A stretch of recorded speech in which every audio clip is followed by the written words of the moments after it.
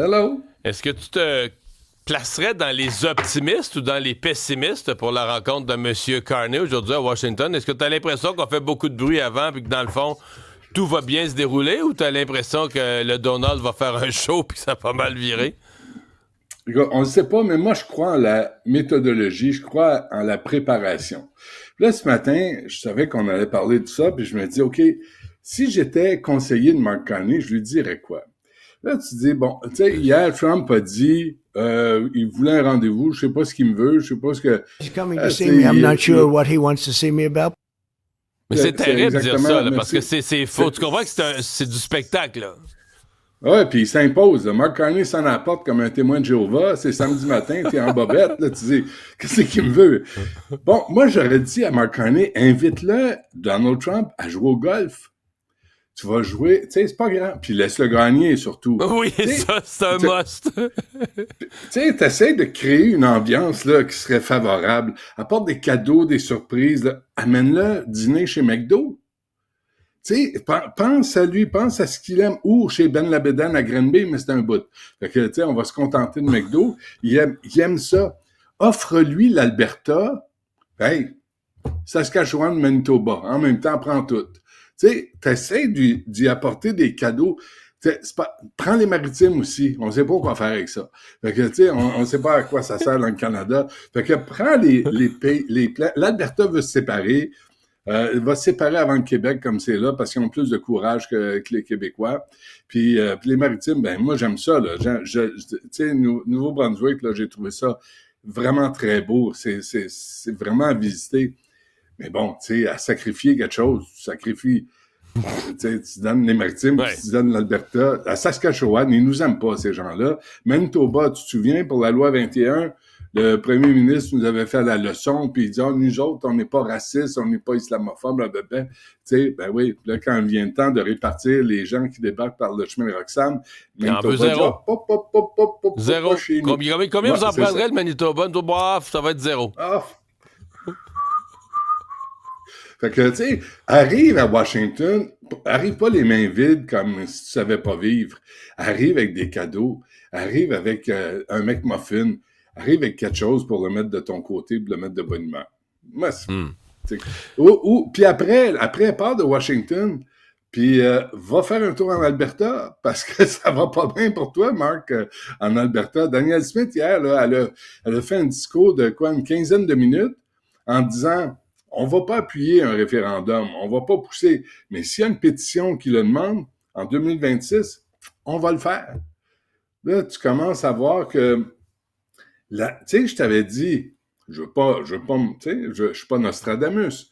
Est-ce que c'est la fin du Canada avec quatrième mandat des libéraux, avec Mark Carney, puis là, tu sais, puis l'Ouest canadien qui est pas de bonne humeur.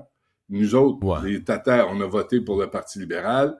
Fait que c'est en train de se fragmenter. Moi, je trouve ça intéressant, ce qui se passe, là. Mais on s'entend que t'as raison. Moi, je pense que Mark Carney fait un mauvais coup à l'Alberta, puis tu vas avoir des sondages qui vont montrer qu'il y a plus de souverainistes en Alberta qu'au Québec. Au Québec, t'as quoi? T'as une trentaine de pourcents, là? Là, 36, présentement, l'Alberta, c'est 4-5% de moins. Il y en a moins qu'au Québec. Mais un mauvais J'ai coup... lu 26. Ouais, J'ai lu 26 en Alberta. Mais mettons que c'est à peu près ça, là, les chiffres. Mais je te dis, Mais c'est t'as raison. un coup de jarnac qui choque l'Alberta, puis Mais- il y a plus de souverainistes en Alberta qu'au Québec. Puis je vais te dire une chose, je lisais dans le Globe and Mail, là, ça c'est vraiment intéressant, sérieusement. Danielle Smith dit qu'elle veut un accord avec Ottawa pour garantir à l'Alberta l'accès aux eaux de marée au large des côtes du Pacifique, de l'Arctique et de l'Atlantique pour l'exportation de pétrole, de gaz et de minéraux critiques. Fait qu'elle met ça sur la table tout de suite. C'est pas du blabla ici comme on a fait là au Québec, là, tu sais. On va être indépendant pour la culture. Elle a dit non, pour la business. On veut vendre du pétrole, on veut vendre du gaz, puis c'est pas toi, Mark Carney, qui va nous empêcher de le faire. Puis sinon, on va devenir indépendant, puis on va le négocier avec les provinces.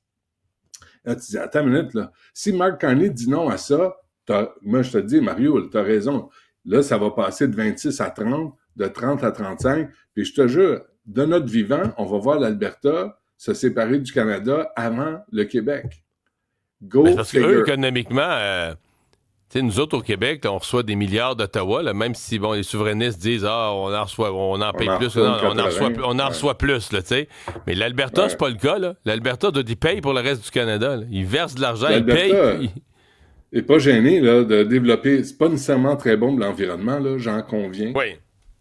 Mais ici, on a de la misère à se décider. Hier, je veux juste faire une parenthèse. J'avais parlé à se décider de réparer un hôpital aussi majeur que la Maisonneuve-Rosemont.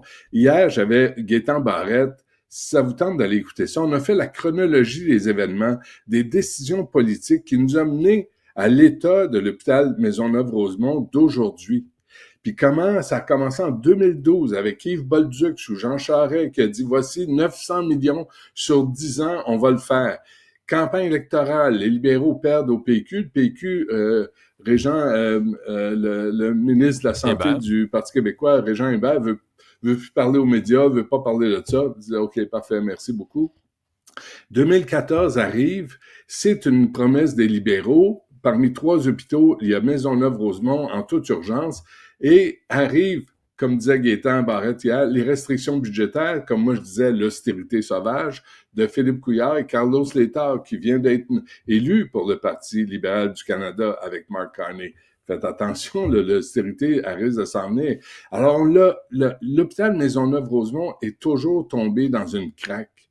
Puis ils s'en sont pas occupés. Puis vraiment, la chronologie des événements, puis à quel point cette décision-là était purement politique. Écoutez l'entrevue avec Gaétan Barrette, là, mais là, c'est fascinant, il était mais ministre le gouvernement a reculé, là.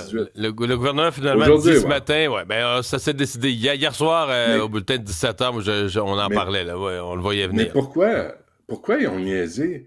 Pourquoi ils ne voient pas que, tu sais, Gaétan Barrette disait qu'il fallait faire le CHU à Québec, il y avait d'autres hôpitaux qui étaient aussi des flaboxés. Mais là, c'est une décision de... Ce que je comprends, c'est que c'est une décision de François Legault, là, qui faisait pas l'unanimité, mais il y avait de la division dans le caucus, dans le cabinet. Legault a tranché, puis il dit Maisonneuve-Rosemont, on le ferait pas, on le reporte d'1 an, ou on le fait pas cette année. Mais souviens-toi à quel point Philippe Couillard s'est gargarisé. On a laissé 6-7 milliards de surplus à la CAQ. Ben oui, mon Philippe, t'as saccagé le Québec pour y arriver, toi puis Carlos Letao. Vous avez saigné toutes les institutions, l'éducation, la santé.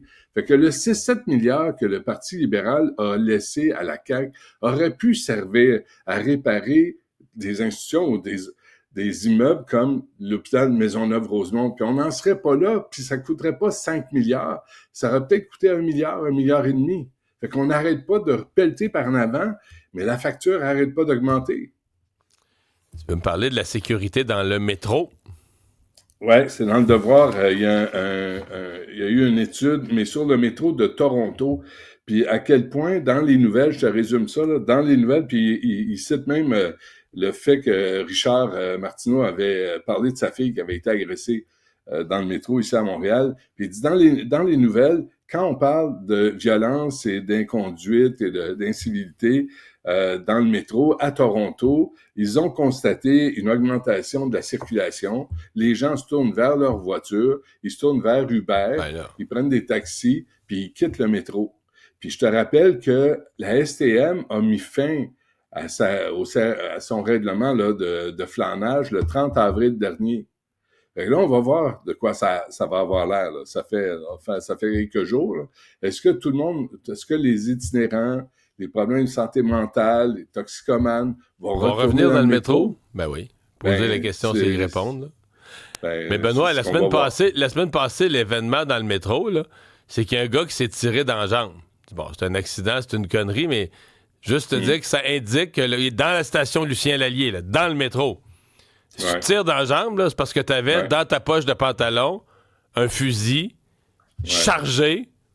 Pas juste une arme à feu, là, un fusil chargé prêt à tirer. Ouais. Est-ce que la STM se tire dans le pied? Non, c'est correct.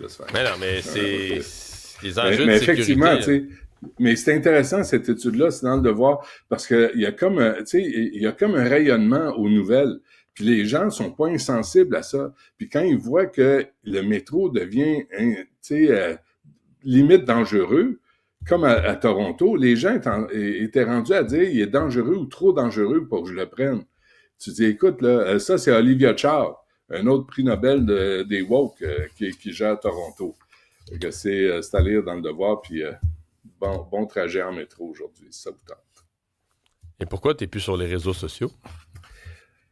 Ben, t'as vu Yannick Bouchard, tu sais, qui fait les sports à RDS, il a écrit une véritable connerie, là. Il a vraiment écrit une niaiserie. C'est incompréhensible ce qu'il a écrit. Ça dépasse l'entendement. Tu sais, puis là, il y a je fais pas de lien direct, là, mais tu sais, la culture là, des sports puis des douchebags, là,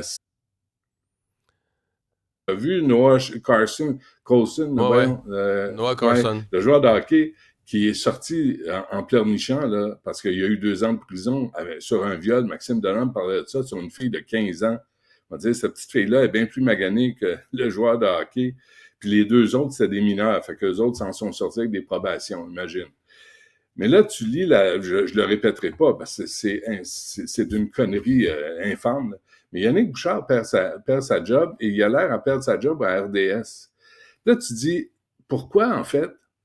Pour avoir écrit une connerie sur les réseaux sociaux, qui servent à qui? À Zuckerberg? À Elon Musk? Aux plus riches? Non, mais il a écrit une connerie à une ministre qui est aux funérailles de sa mère, une connerie de nature sexuelle. Je veux dire... Ouais. Mais il est dans les médias. Pourquoi tu as besoin d'aller sur les réseaux sociaux? C'est un suicide professionnel. On prend, moi, le premier, là, je me suis retiré parce que des fois, je réagissais, puis là, tu réagis à chaud, puis là, tu dis, attends, là, t'es limite là, de ce que tu écris. C'est toujours dangereux. C'est super dangereux. Fait que les gens perdent leur job. Souviens-toi, Louis Lacroix, qui avait réagi au Super Bowl, il a été suspendu aussi. Je sais pas pourquoi les réseaux sociaux, vraiment, moi, je suis tellement mieux depuis que je ne suis plus là-dessus. Moi, je suis là en touriste, je regarde ce qui se passe, je prends des notes, mais je m'implique plus. J'écris plus parce que c'est ça qui arrive. Mais ça, c'est une rare connerie. Là. Yannick Bouchard a écrit vraiment une méchante connerie à qui on offre nos condoléances, d'ailleurs. Salut Benoît, bonne journée.